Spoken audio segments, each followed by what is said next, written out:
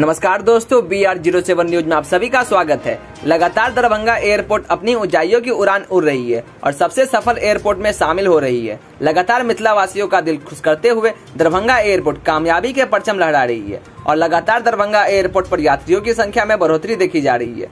इसकी वजह है कि दरभंगा एयरपोर्ट पर एक नहीं बल्कि दो बड़ी कंपनियां अपनी सेवा दे रही है। वहीं हम आज के दिन की बात करें तो दरभंगा एयरपोर्ट पर कुल 16 फ्लाइटों ने अपनी सेवा दी। वहीं हम पिछले दिनों की बात करें तो दरभंगा एयरपोर्ट ने एक रिकॉर्ड तोड़ काम किया था।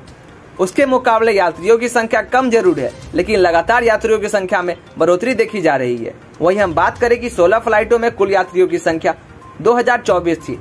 दरभंगा में एयरपोर्ट खुल जाने के बाद यह मिथिला वासियों के लिए बहुत ही गर्व करने वाला पल है। देश हो या विदेश, सभी लोग दरभंगा एयरपोर्ट से खुश है।